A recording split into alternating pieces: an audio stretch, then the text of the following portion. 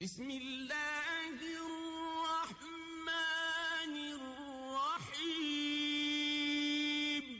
اعوذ باللہ من الشیطان الرجیم بسم اللہ الرحمن الرحیم ولا تنكحوا المشركات حتى يؤمن ولأمة مؤمنة خير من مشركة ولو أعجبتكم ولا تنكحوا المشركين حتى يؤمنوا ولعبد مؤمن خير من مشرك ولو أعجبكم أولئك يدعون إلى النار والله يدعو إلى الجنة والمغفرة بإذنه ويبين آياته للناس لعلهم يتذكرون صدق اللہ العلی العظیم۔ سورہ بقرہ کا 27واں رکوع چل رہا ہے۔ گزشتہ آیات مبارکہ میں ایک لوگوں کی طرف سے سوال تھا کہ یتیموں کے بارے میں کیا حکم ہے، تو اللہ رب العالمین نے اس کا جواب دیا کہ یتیموں کے بارے میں آپ اصلاح سوچو، اچھا ہی سوچو۔ اگر ان کو اپنے مال میں شریک کر کے ان کو کھلاتے پلاتے ہو تو بھی ٹھیک ہے، اگر الگ کر کے ان کو کھلاتے پلاتے ہو تو بھی ٹھیک ہے، لیکن آپ کی نیت خراب نہیں ہونی چاہیے کہ میں اس میں سے کچھ کماؤں گا بچاؤں گا، نہیں۔ امانت ہے ان کا مال، ان کا پیسہ، وہ امانت کے طور پر ان کے لیے ہی رکھیں۔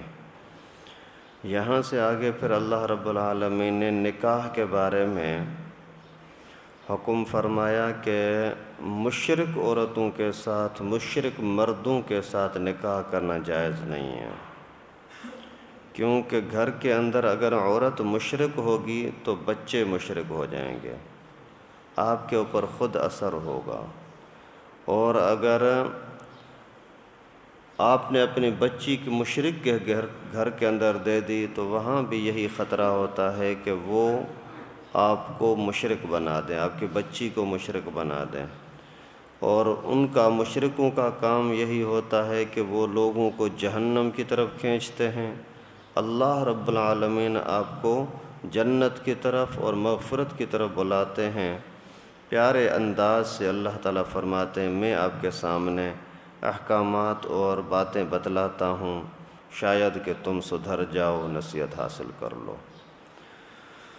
تو اللہ تعالیٰ فرماتے ہیں وَلَا تَنْكِحُوا الْمُشْرِكَاتِ حَتَّى يُؤْمِنَّ، مشرک عورتوں کے ساتھ نکاح نہ کرو یہاں تک کہ مومن ہو جائے، مومن ہو جائیں تو نکاح کر سکتے ہو ورنہ نہیں۔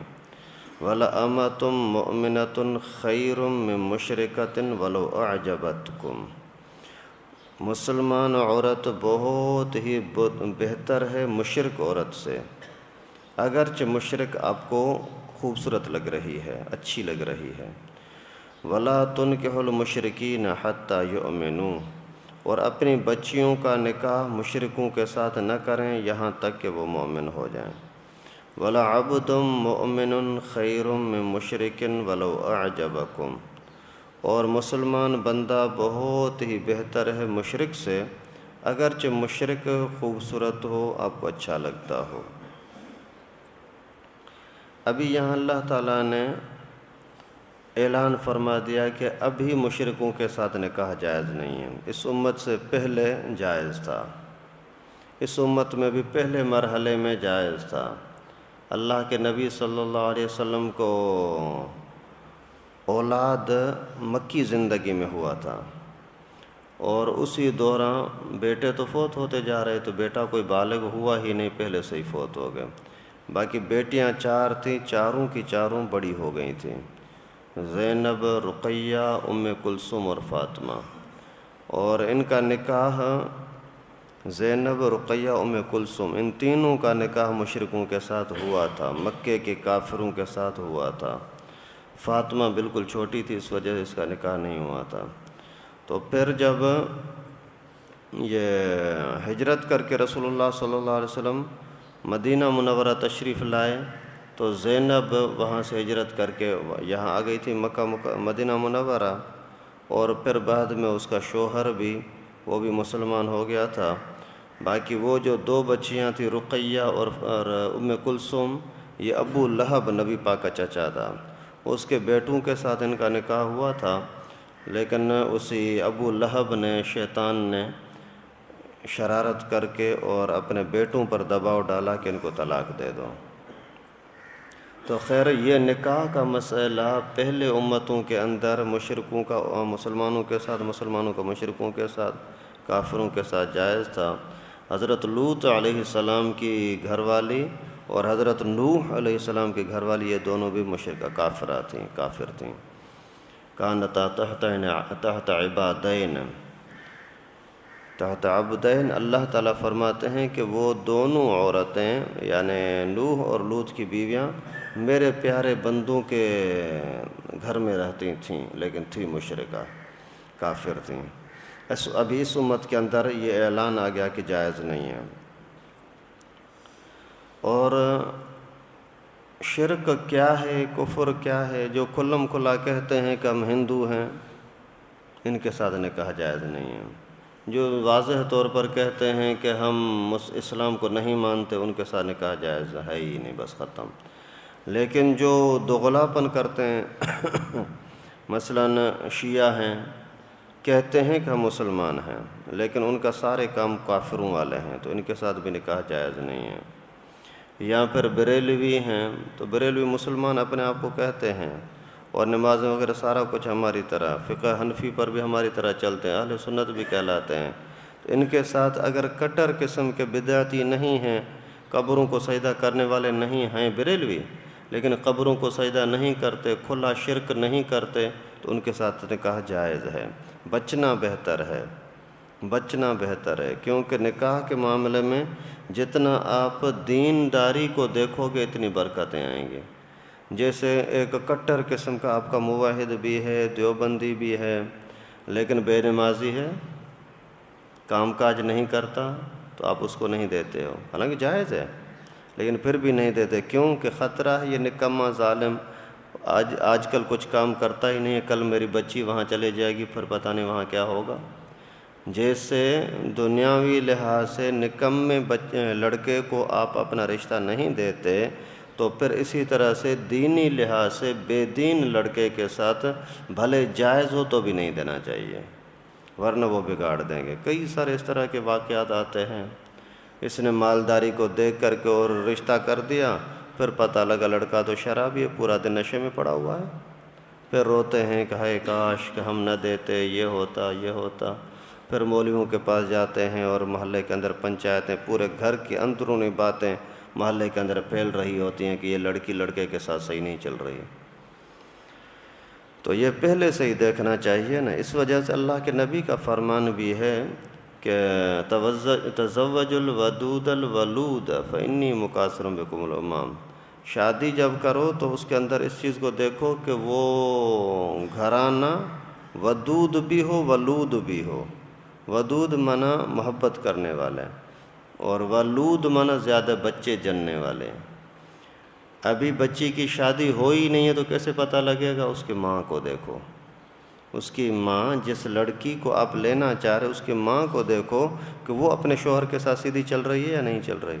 اگر نہیں چل رہی تو آپ ان کے اندر خیر کی امید نہ رکھو، کیونکہ یہ بچی پوری زندگی اسی پرورش میں رہی ہے جہاں اسی کی ماں ہمیشہ شوہر کی دشمن رہی ہے، تو اس کی بھی تربیت ایسی ہوئی نا۔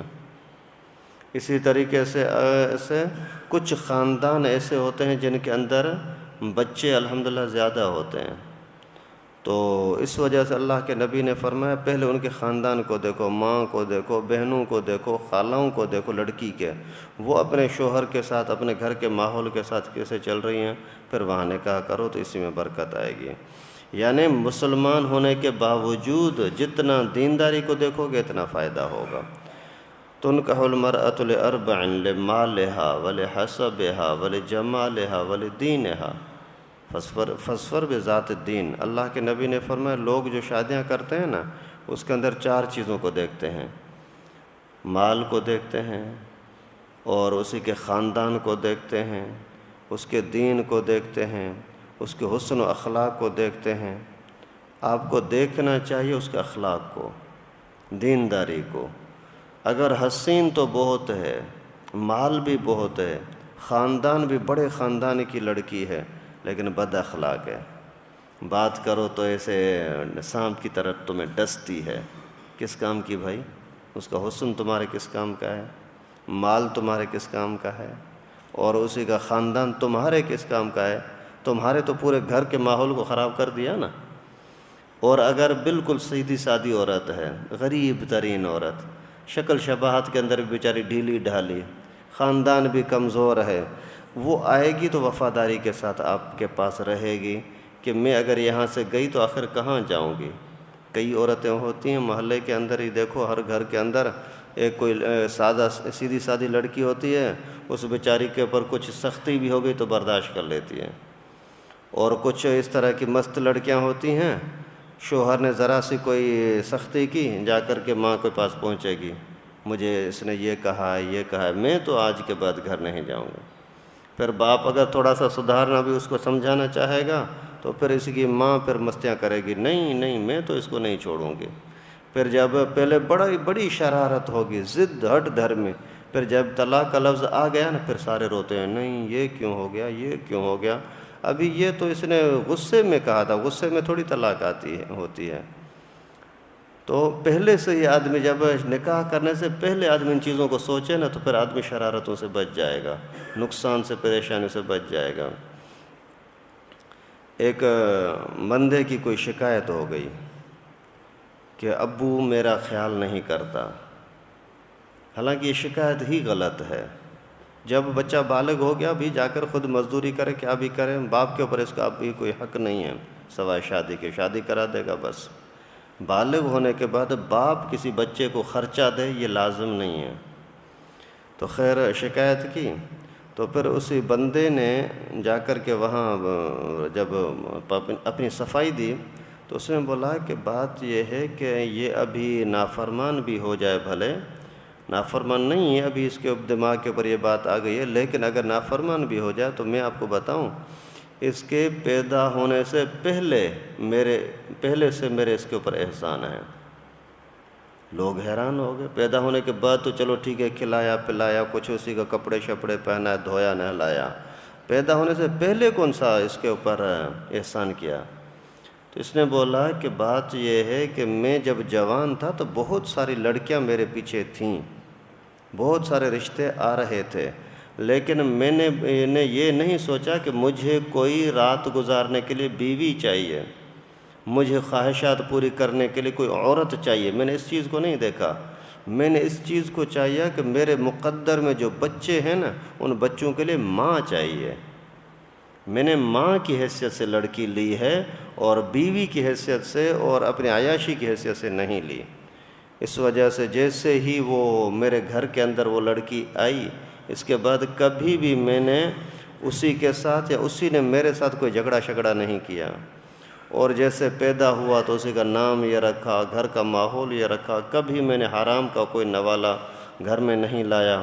بچہ رو پڑا اور اس نے بولا ابو جی مجھے معاف کرنا، میں کسی کی باتوں میں آ گیا تھا۔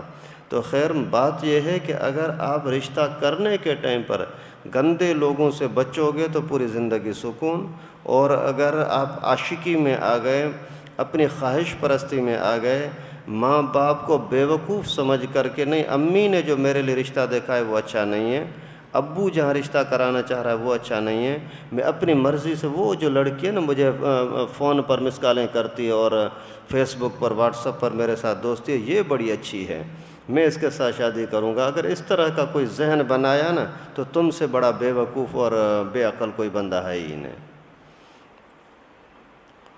تو اللہ تعالیٰ نے فرمایا کہ مشرکوں کے ساتھ نکاح کرو، نکاح نہ کیا کرو۔ ہاں مسلمان ہو جاتے ہیں ٹھیک ہے، اور اگر مسلمان کے ساتھ آپ نے نکاح کیا پھر آگے چل کر کے وہ مشرک ہوا تو بھی آپ کا نکاح ٹوٹ جائے گا،